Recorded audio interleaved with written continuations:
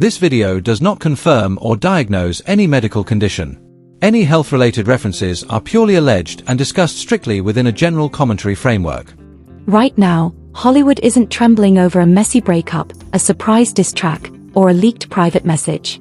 Something far quieter, and far more unsettling, is unfolding behind the scenes. According to Jaguar Wright, the industry has been deliberately shielding a tight circle of powerful A-list men following what she described as a dangerous sequence of private decisions linked back to Teyana Taylor. During a tense live session, Jaguar Wright didn't hint or imply, she spoke with intention. She didn't soften her words. She called people out. She pointed directly toward a man Shumpert, suggesting he may have been the first to sense that something beneath the surface was deeply off. From there, the names didn't slow down. Drake, Chris Brown, Aaron Pierre, even Kanye West. And then, a name that instantly shifted the energy in the room, Leonardo DiCaprio. According to Jaguar Wright, these figures weren't connected by romance or coincidence, but by a shade, hidden pattern that most people were never meant to notice. She made it clear this wasn't about love stories gone wrong. It was about risk. About silence. About who the industry chooses to protect when private situations spiral beyond control. She alleged that once certain behind-closed-doors moments unfolded, Hollywood moved fast and quietly. Legal teams were brought in before questions were asked. NDAs were signed before emotions were processed. Publicists reshaped narratives overnight. And almost instantly, things shifted. Personalities changed. Anxiety surfaced. Familiar bonds dissolved without warning. Relationships ended with no explanation. Fans began noticing sudden disappearances, stalled projects, emotional unraveling that seemed to come out of nowhere. But according to Jaguar Wright, none of this ever became a headline because it was never supposed to. She claimed that anyone who appeared unstable in the aftermath wasn't supported, they were quietly discredited. Not because they were dishonest, but because the truth they carried made them dangerous to the system. This, she insisted, wasn't a celebrity scandal designed for gossip blogs. It was an industry warning shot. And what she revealed, she said, wasn't the full story. It was only the first visible fracture in a much larger wall that has been concealing something far more serious for a very long time.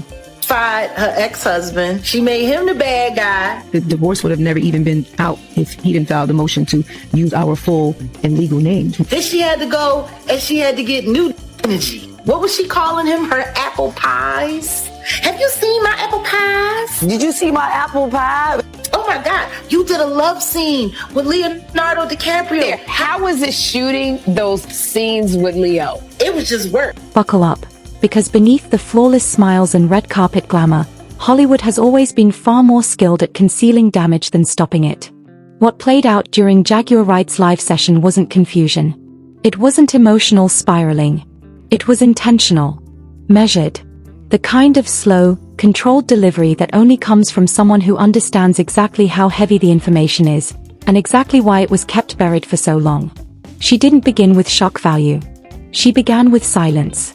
The kind of silence that only exists when powerful people make a mutual decision not to speak. According to Jaguar Wright, that silence didn't protect everyone. It protected reputations, while others were left to quietly fall apart away from public view. She alleged that for years, a troubling pattern circulated privately within the industry, centered around Teyana Taylor and a rotating circle of high-profile men whose influence stretches across music, sports, and film. She was careful to frame it not as a story of romance, but of risk. Decisions made behind closed doors.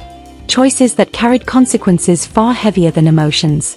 Consequences that, according to her, were never fully or honestly disclosed to everyone involved. And when concerns finally surfaced, Jaguar Wright claimed the response wasn't clarity or accountability. It was containment. Damage control activated immediately. She alleged that a man Shumpert was among the first to sense that something wasn't right. Not in a way that sparked headlines. Not publicly. But in subtle shifts that people close to him noticed only later. Changes in behavior. Conversations that became guarded. Distance appearing where comfort once existed. According to Jaguar Wright, that moment wasn't an isolated red flag, it was the start of a pattern. As time moved forward, more names began to surface. Drake, Chris Brown, Aaron Pierre, Kanye West. Each name added weight to the narrative, not because of direct accusations, but because of the implication that these figures were connected through the same concealed thread, a pattern of undisclosed risk followed by tightly controlled silence. And then came the name that instantly shifted the temperature of the conversation, the one that made listeners pause and lean in closer. Leonardo DiCaprio. According to Jaguar Wright, it wasn't about what was said openly, it was about what was never meant to be discussed at all. The room shifted the moment her words landed on Leonardo DiCaprio. Jaguar Wright never issued a direct accusation, she didn't have to. The implication alone carried enough weight to make it clear just how wide and far-reaching the alleged network might be. According to Jaguar Wright, once quiet internal alarms were triggered, Hollywood responded with a playbook it has perfected over decades. Legal counsel stepped in before honest conversations could happen. Publicists began shaping narratives before emotions were even acknowledged. Non-disclosure agreements weren't used for protection, they became armor. She claimed there were records, messages, insider confirmations, not leaked to the public, not floating online, but deliberately secured in places accessible only to a select few. According to her, these unseen materials explained a long list of moments fans had questioned for years. Relationships that ended without warning or explanation. Projects that stalled quietly or disappeared altogether. Artists and actors pulling back from public life under the vague umbrella of personal reasons. Jaguar Wright alleged those reasons were never truly personal, they were calculated, strategic, designed to redirect attention and minimize exposure. She spent considerable time speaking about Aaron Pierre, describing him as emotionally unprepared for the environment he stepped into. According to her, after certain relationships ended, his demeanor changed in ways that couldn't be explained by heartbreak alone. There was confusion that lingered, anxiety that didn't match the narrative, a sense of emotional dependence, the kind of inner conflict that surfaces when someone realizes they were part of something far larger than they ever understood. Jaguar Wright made it clear this wasn't about weakness. She framed it as a warning sign the industry prefers not to acknowledge. According to her, when individuals show visible distress after private situations like these, the system doesn't offer honesty or clarity. It does the opposite. It isolates them. Their reliability is quietly questioned behind closed doors. Their emotional state becomes a liability rather than a concern.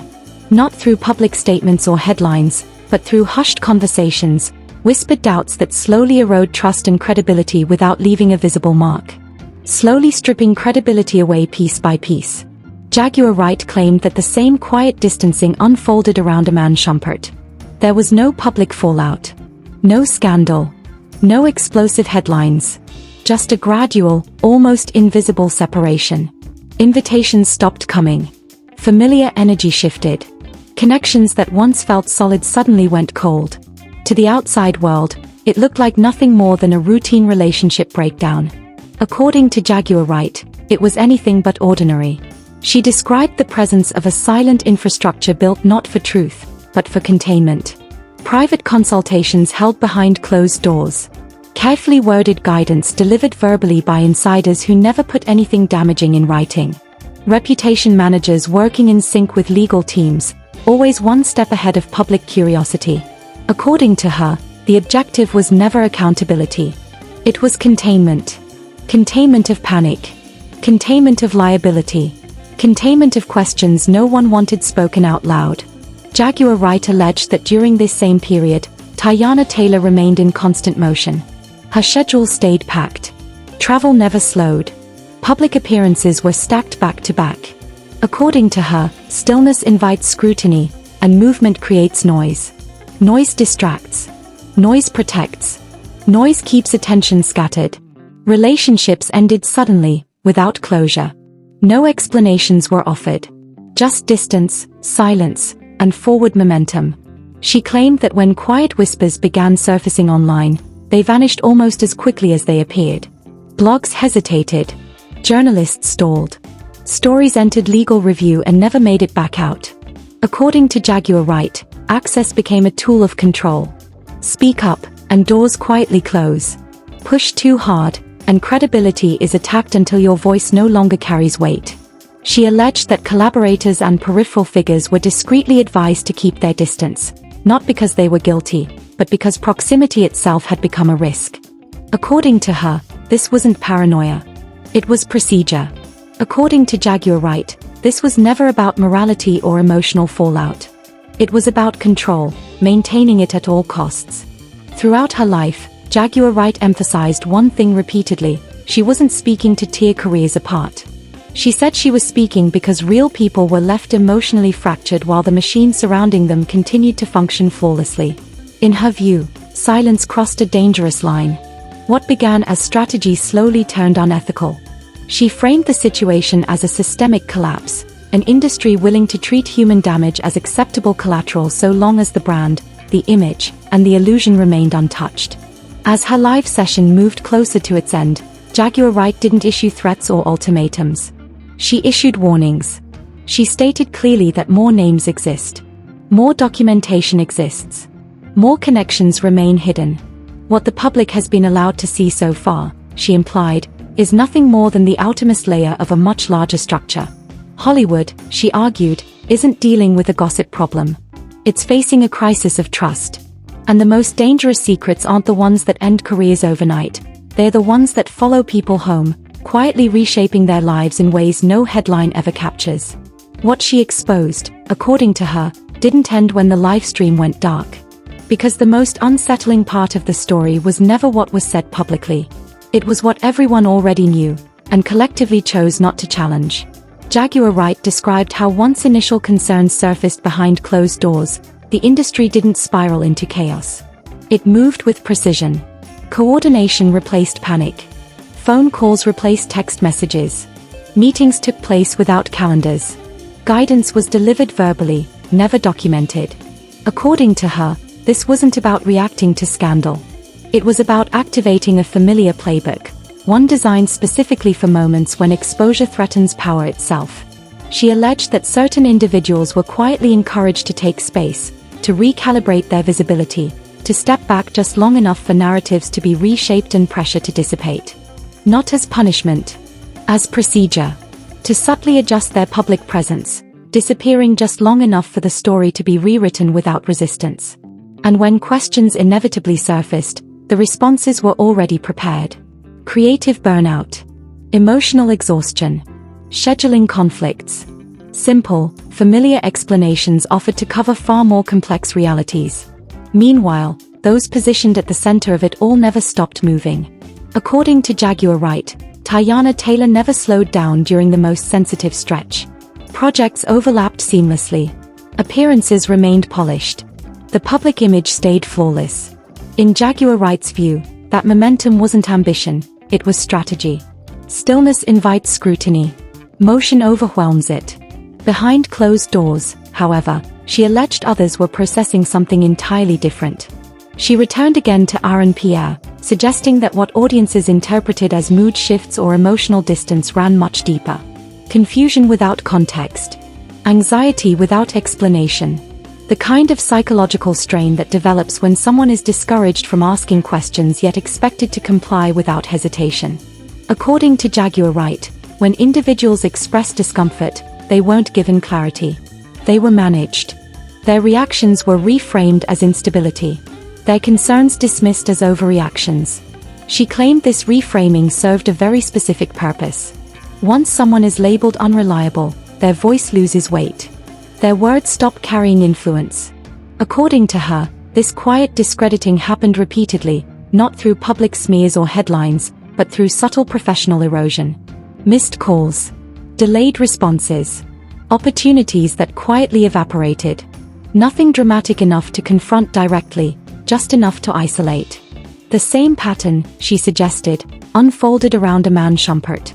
No accusations. No public fallout. Just a gradual retreat from spaces where questions might be asked too freely. To fans, it appeared like a routine recalibration of private life. According to Jaguar Wright, it was anything but routine. Jaguar Wright hinted at something far deeper, a protective perimeter quietly taking shape. According to her, this perimeter extended well beyond personal relationships. Collaborators were discreetly cautioned. Associates were advised to keep conversations superficial. Anyone in proximity became a variable to be monitored and managed.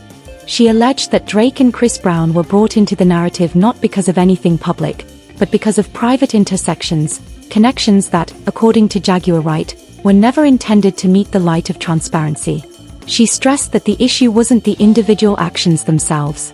It was the silence that followed, a silence engineered and enforced. Then there was Kanye West. Jaguar Wright suggested that when someone already branded as unpredictable enters these hidden dynamics, the industry's response intensifies, not to shield the individual, but to protect the structure itself. According to her, unpredictability threatens controlled narratives, and controlled narratives form the backbone of reputation preservation. This, she implied, is why some voices are amplified while others are muted, why some breakdowns erupt in the public eye while others are meticulously contained. It isn't about truth. It's about control. About who can be contained, and who cannot. Shifting focus from individuals to the system itself, Jaguar Wright laid out an unspoken hierarchy of crisis management. First come legal advisors. Then publicists. Then reputation strategists. Emotional considerations only enter after narratives are fully secured, if they enter at all. She claimed that non-disclosure agreements are not merely legal instruments. They are psychological ones. They do more than silence. They isolate. Once signed, individuals are left alone with experiences they cannot discuss, not even with those closest to them. According to Jaguar Wright, this enforced isolation is the most damaging consequence of all, because when people cannot speak, they internalize it. And when people are forced to internalize, they begin to fracture. Jaguar Wright alleged that journalists sensed something was off long before the public ever caught on. Tips came in. Questions were prepared. Leads were explored, but stories stalled. Editors grew cautious. Legal departments stepped in. According to her, access became a quiet bargaining chip. Pushed too hard, and doors didn't just close, they stayed closed. Blogs went silent. Investigations quietly dissolved. Even the internet, a space that usually feeds on chaos, oddly moved on. Jaguar Wright suggested this wasn't coincidence. It was influence at work. As fragments of the story leaked onto social media, fans began noticing patterns that didn't quite align. Sudden breakups with no explanation. Projects delayed indefinitely. Public figures disappearing at moments that should have marked career peaks. According to Jaguar Wright, these weren't isolated incidents. They were symptoms. Symptoms of a system that prioritizes continuity over accountability. She made it clear this wasn't about turning one woman into a villain or shielding powerful men from scrutiny. It was about exposing how quickly real human experiences are minimized when they threaten profitable images. She alleged that some individuals were quietly encouraged to seek private guidance, while being told, directly or indirectly, to remain silent. Not because speaking out would be wrong, but because speaking out would be inconvenient. Jaguar Wright framed that silence as coercive. As her live session continued, the tone shifted noticeably. What began as revelation evolved into warning. She stated plainly that what she had shared barely scratched the surface. That the names mentioned were only fragments of a much larger web. That documentation existed not only in messages, but in behavior patterns, timelines, and abrupt shifts the public had long dismissed as coincidence. According to Jaguar Wright, once you start looking at those patterns together, the story changes entirely. She warned that when silence becomes the standard, harm spreads quietly, almost invisibly. Toward the conclusion of her live session, Jaguar Wright confronted the inevitability of backlash. She admitted that she would be labeled bitter, unstable, attention-seeking, a tag she expected, and one she claimed was useful. Because when truth comes from someone already dismissed, it becomes easier for the public to ignore. Yet she insisted, ignoring the story wouldn't make it vanish. According to Jaguar Wright, the industry is already under strain, not in headlines, not in public statements, but internally. Trust has fractured. Conversations are shifting. Alliances are being measured more carefully. People are observing one another more closely than ever before. Once secrecy is exposed, she claimed, it loses a portion of its power. Jaguar Wright ended with a statement that felt less like finality and more like an opening. This wasn't about destroying careers. It was about confronting a culture that treats people as expendable the moment they stop being convenient. A culture where silence is rewarded, and honesty is punished. She cautioned that more revelations would inevitably emerge, not because she sought them, but because systems built on secrecy eventually fail. According to Jaguar Wright, Hollywood is approaching a moment it cannot fully control. The most devastating damage, she said, won't come from headlines or cancellations. It will come from the slow, dawning realization that trust was sacrificed long before anyone was told the truth. And once that understanding settles, no amount of image management can return things to the way they were. That realization didn't vanish when the live stream ended. It lingered. It seeped into behavior, timing, and the subtle choices that suddenly no longer made sense. According to Jaguar Wright, when silence cracks, it doesn't explode. It leaks, quietly, persistently, and with consequences that ripple far beyond what anyone expected. She suggested that what people witnessed afterward wasn't backlash, it was recalibration. Jaguar Wright described how, in the days that followed, the tone across the industry subtly shifted. Conversations grew shorter. Language became carefully measured. Familiar alliances began to feel strained. Not because anyone had been publicly accused, but because everyone understood the implication of being mentioned within a system that survives on deniability. According to Jaguar Wright, the response was immediate yet invisible. No public statements. No denials. No legal filings designed for headlines. Instead, internal advisories circulated quietly. Strategic distancing took place. Circles tightened. According to her, this is how power protects itself when exposure threatens structure rather than image. She returned again to the concept of proximity, how being close to a story like this can be just as damaging as being inside it. She alleged that some collaborators quietly stepped away from projects without explanation. Others declined appearances. Invitations went unanswered. This wasn't panic. It was calculation. Jaguar Wright framed the moment as a loyalty stress test.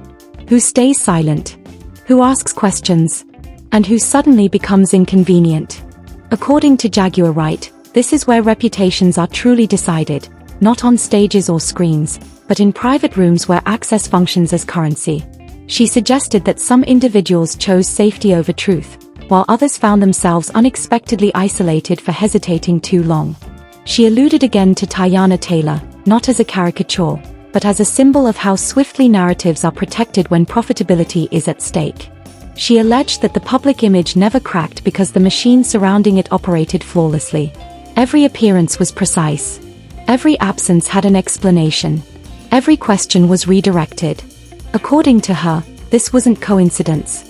It was rehearsed. Rehearsed. Jaguar Wright claimed that those on the edges, the periphery, felt the weight of consequences the most. People without powerful teams to shield them. People who couldn't afford to be misinterpreted. When they hesitated, that hesitation was recast as instability. When they withdrew, it was reframed as unreliability. She returned once again to RNPR, suggesting that what appeared to the public as a quiet retreat was, in truth, survival. According to her, navigating an environment where silence is enforced requires constant self-monitoring. Every word becomes a calculated risk. Every pause becomes deliberate strategy. She described this as psychological erosion, not a sudden collapse, but a slow, cumulative depletion. Confidence replaced by caution. Curiosity replaced by compliance. Jaguar Wright argued that this is how systems maintain control without ever raising a hand. People aren't silenced directly. Speaking is simply made too costly. She suggested that a man Schumpert and others experienced variations of this pressure. No confrontations. No ultimatums. Just the quiet understanding that proximity to certain questions could shrink future opportunities. According to her, most people don't need threats. They only need to witness the consequences faced by those who aren't careful. She expanded the lens to include the media ecosystem itself. She alleged that reporters often sense the gravity of a story long before the public does, yet they recognize the professional danger. Sources go silent. Editors demand confirmations that can never be documented. Legal departments raise alarms, not about accuracy, but about exposure. Jaguar Wright described how stories quietly die, not due to lack of truth, but because permission was never granted. According to her, the public often assumes that silence means nothing occurred. But silence, she said, usually means everything happened, just out of view. She argued the opposite. Silence, according to Jaguar Wright, rarely means nothing happened. More often, it means far too much occurred behind closed doors.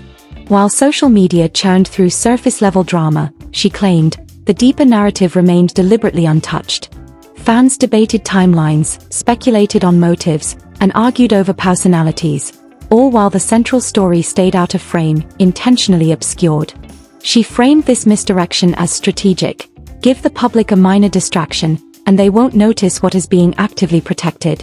She alleged that Drake, Chris Brown, and Kanye West entered the conversation not because of public incidents, but through shade, orchestrated silence. According to her, when multiple high-profile figures sidestep the same topic, it's rarely coincidental. Jaguar Wright was careful not to assign personal guilt. Instead, she emphasized responsibility, the responsibility of systems that prioritize continuity over clarity. She spoke of agreements built to protect brands but that ultimately isolate people, of advice framed as supportive but designed to suppress truth, of how quickly genuine concern is converted into managed behavior when profit is at stake. Jaguar Wright argued that this is why trust erodes quietly, not because people are outright deceived, but because they are never given enough information to protect themselves emotionally. She suggested the industry underestimated one critical factor: memory. Fans remember disappearances. Audiences remember inconsistencies. Patterns outlast press cycles. According to her, once people begin connecting the dots, containment becomes increasingly difficult. Not impossible, but fragile. She warned that the next phase wouldn't be sudden or explosive. It would be cumulative. Small confirmations. Subtle shifts. Unscripted moments that fail to align with the official narrative. She framed this progression not as threat, but inevitability. Systems built on silence, she said, eventually contradict themselves. Eventually contradict themselves. As she drew toward the conclusion, Jaguar Wright acknowledged the immense personal cost of speaking out. She admitted she expected backlash, character attacks, and questions about her motives. She welcomed them. According to her, discrediting the messenger is far easier than dismantling the message. Yet she insisted the story did not belong to her. It belonged to those left bewildered.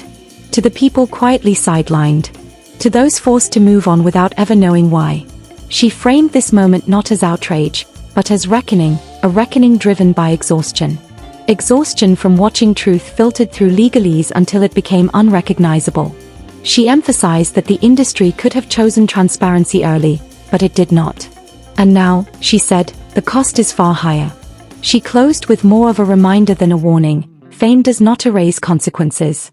Silence does not erase memory. Control does not erase impact. According to Jaguar Wright, what happens next will not be determined by headlines or hashtags. It will be determined by whether people continue to accept partial truths as full explanations.